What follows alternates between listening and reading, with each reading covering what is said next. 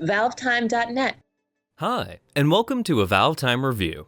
In this video, we'll be taking a look at Valve's first feature-length film, the free-to-play Dota 2 documentary released on March 19, 2014.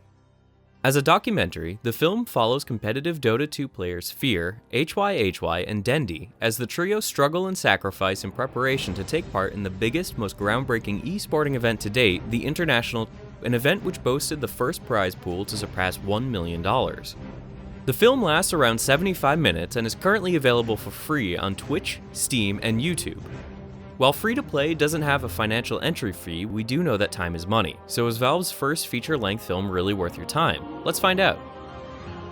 As we just mentioned, the film mostly revolves around the build-up to the first international tournament in August 2011, and follows Benedict HY Lim, Clinton Fear Loomis, and Daniel Dendi Ishuten as they prepare to take part in the biggest event of their lives.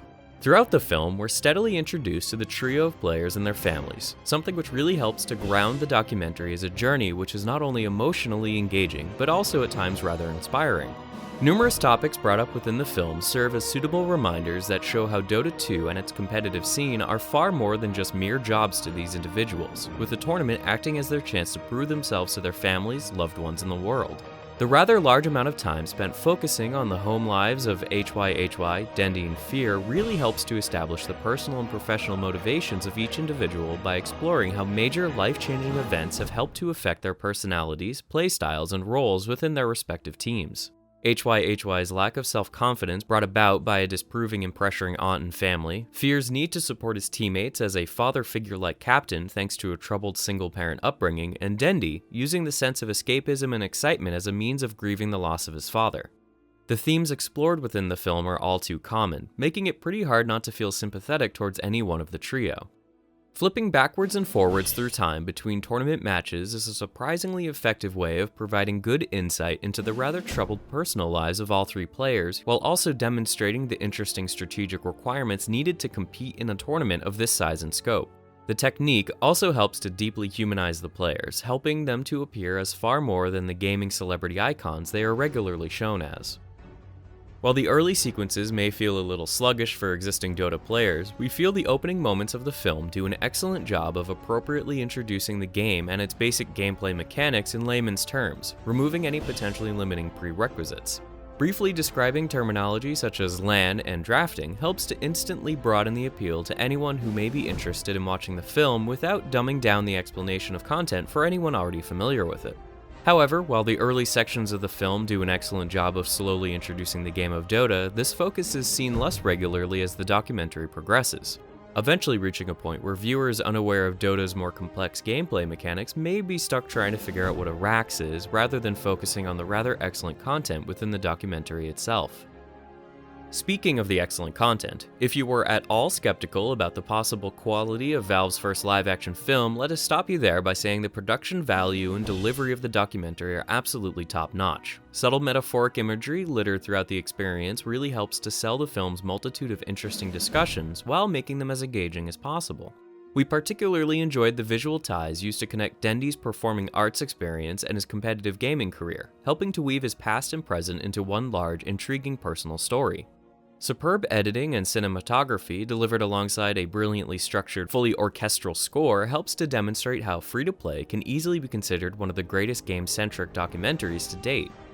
The extremely impressive production values also extends away from the real-world filmmaking, as various brilliantly animated source filmmaker action sequences spliced throughout the documentary serve as an engaging way of demonstrating the game's fast-paced nature while providing interesting B-roll footage used to break up the numerous interviews and voiceovers present throughout so much of the film.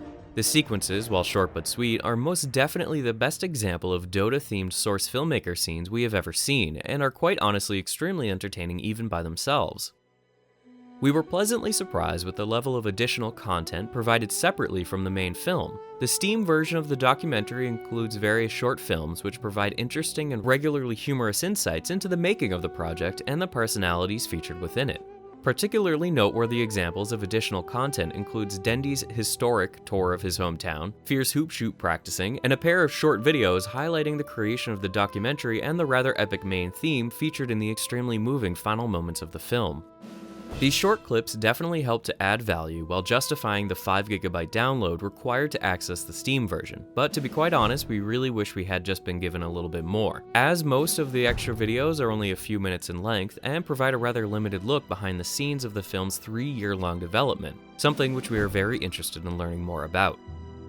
While the limited length of the additional content is a tad frustrating, we can hardly complain, as the main film itself also features a pair of dynamic commentary tracks which can be toggled on and off at will. The commentary tracks feature rather interesting full-length discussions with Dendi and Fear, something which should help promote repeated viewership. As we know, we'll definitely be going back to finish listening to the full thing again just to hear what the players themselves may have to add on the experience. Additionally, the film features full subtitle support for 25 different languages, helping to make the documentary accessible to as many people as possible.